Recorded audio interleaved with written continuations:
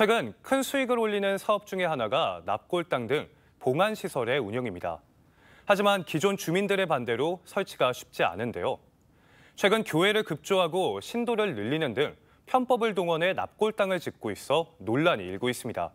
최용석 기자입니다. 준공을 앞둔 5층 규모의 납골당 시설입니다. 최대 3만 개의 유골함을 안치할 수 있습니다. 이 시설은 강주의 한 교회 소유로 신도와 가족들이 이용하겠다며 조성했습니다. 그런데 해당 교회는 지난 2022년 설립됐고 납골당 사업 신청 당시 신도는 10여 명 안팎으로 알려졌습니다. 지난주에 한 명도 안 들어왔어요. 그러니까 아마 이게 유령 교회일 거예요. 틀림없이. 신도수의 시설 규모가 지나치게 커 납골당 사업을 위해 교회를 세운 것 아니냐는 의혹이 일고 있습니다. 실제로 교회 설립자 A씨는 2020년 같은 장소에 납골당을 지으려던 사업가 B씨의 아내로 확인됐습니다. B씨는 2020년 당시 담양군의 지분 참여를 전제로 사업을 추진했습니다. 2000년 아마 7월 달로 제가 기억을 합니다. 담당 실과장님들이 저희 마을에 오셔가지고 군수님께서 아마 지시를 내렸겠죠. 이렇게 51%만을 그때 처음으로 꺼냈거든요. 하지만 군 의회의 반대에 무산됐고 방법을 찾던 B씨는 배우자 A씨에게 교회를 설립하도록 한 것으로 전해졌습니다. 현행법상 종교단체의 경우 봉안시설을 설치할 수 있다는 점을 노린 겁니다. 담양군이 신도수가 적다는 이유로 최초 납골당 사업을 불허하자 교회 측은 전남도에 행정심판을 제기하고 500여 명의 신도 명단을 제출했습니다. 그런데 신도 명단에 이름을 올린 상당수는 해당 교회에 다니지 않고 본인이 서명하지 않는 것으로 파악됐습니다. 자네 혹시 광주 문흥동 교회 다닌가? 교회? 저 교회 안 되게요.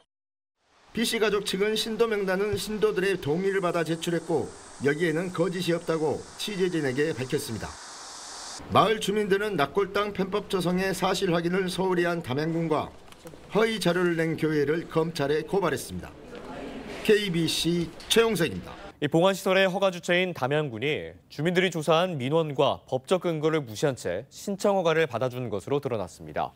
최용석 기자가 취재했습니다.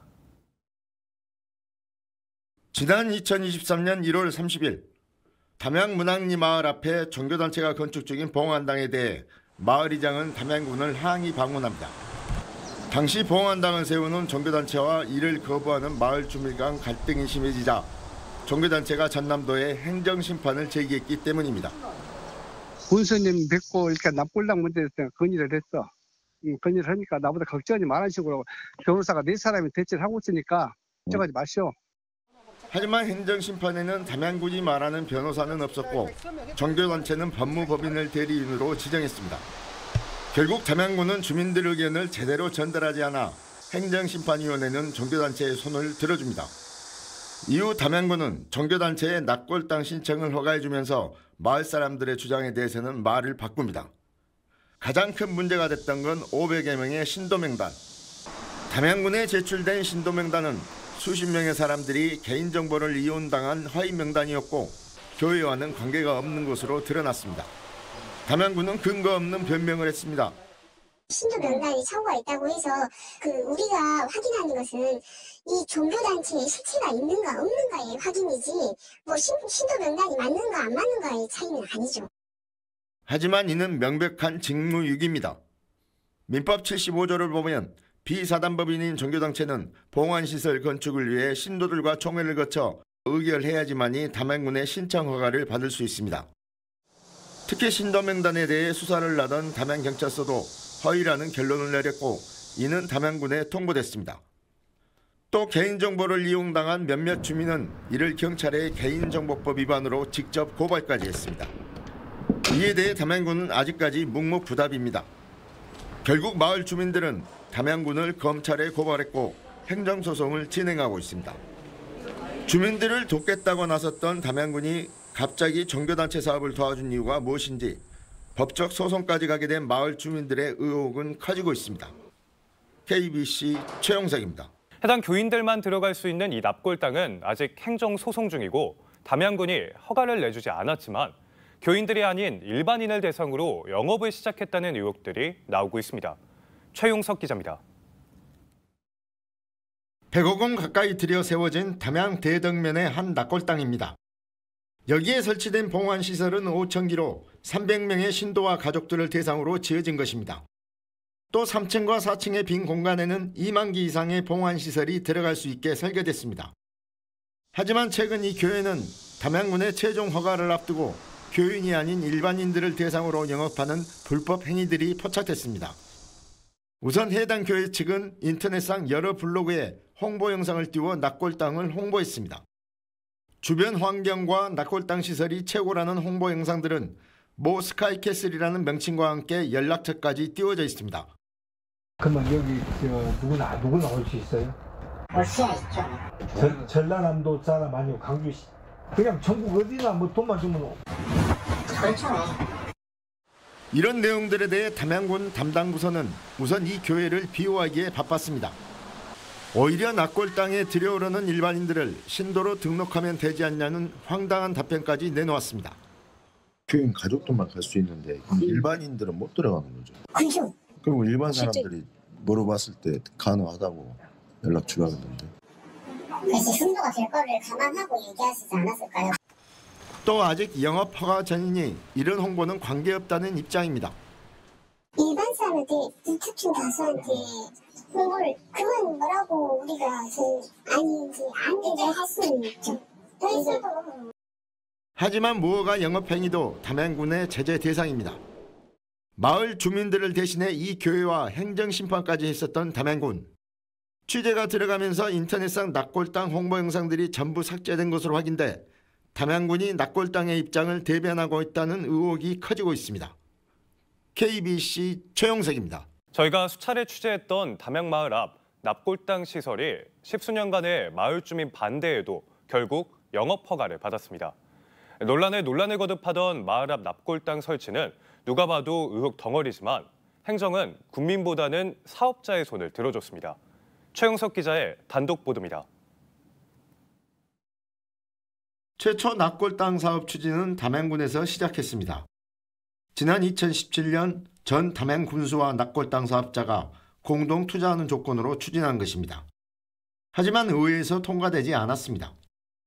그때 우리가 납골당 우리가 나 의장할 때 우리 했더니 그 보도 시켰고 안 되고 그 시켰지 보 조리가 통과 안 해봤지. 이스로 뭐 그다 투자를 우리도 부담해갖고 하고 그래서 관리할 수 있도록.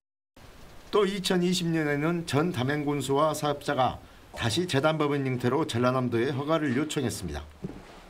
결국 전남도에서도 허가를 받지 못하자 2022년 10월 갑자기 납골당 사업자의 아내가 인천 모 교단에서 목사 신분을 얻어 교회를 엽니다. 그리고 종교단체 봉안시설로 납골당 건설을 또다시 추진해 결국 허가를 받습니다. 종교단체 봉안시설은 해당 교회의 신도와 신도 가족들만 들어갈 수 있습니다. 이 교회는 신도 명단을 만들어 담양군에 허가를 요청했고 수십 명의 신도가 가짜로 밝혀졌지만 담양군은 이를 무시하고 허가를 내줬습니다. 수십억 원을 들인 이 납골당에는 현재 5,000기가 설치되어 있으며 추가로 2만여 기가 더 들어설 수 있습니다. 신도로 신고된 300여 명이 앞으로 5,000기의 납골시설을 쓴다는 얘기입니다. 담양군은 또 행정소송이 진행 중이지만 이를 무시하고 최종 인증 허가까지 내줬습니다. 이달 22일 날 다시 공판이 있다고 제가 말을 들었거든요. 그런데도 불구하고 군에서 허가를 내줘서 개관식을 한다는 자체가 도저히 이해를 할 수가 없습니다. 저희들은. 주민들의 수많은 반대와 신도수를 속이는 등의 편법을 이용해도 허가를 내준 담양군. 지난 5일 담양군 대덕면에서 납골당은 개관식을 갖고 정식 영업에 들어갔습니다. KBC 최용석입니다. 납골당 사업은 전국적으로 황금알을 낳는 사업이라고 합니다.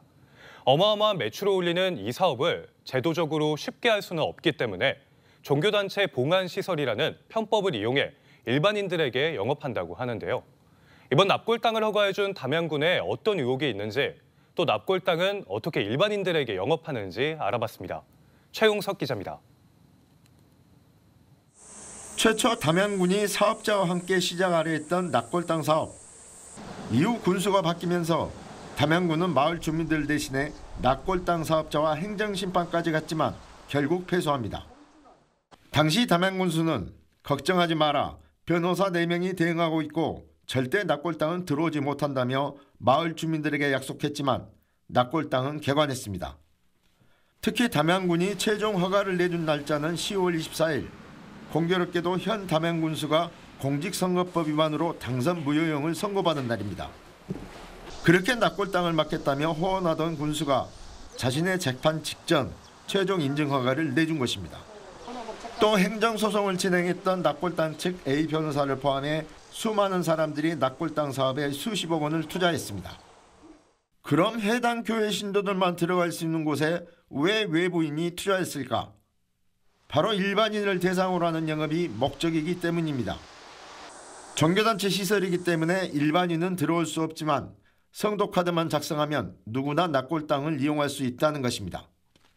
특히 담양군이 일반인 영업 등의 불법 행위가 밝혀지면 강력히 제재하겠다고 밝혔지만 개관식 다음 날부터 일반인 영업에 들어갔습니다. 저희 인근 지역에 사시는 분들은 30% 할인해드리거든요. 성도카드가 없으신 분은 어떻게 합니까?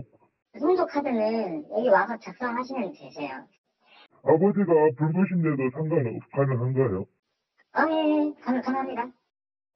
최근 종교단체를 빙자해 추진한 납골 땅 사업이 무효라는 대부분 판례들이 늘고 있습니다. 아직까지도 진행 중인 행정소송의 결과가 주목되면서 마을 앞 종교단체 납골 땅으로 하는 새로운 국면을 맞게 됐습니다. KBC 최용석입니다.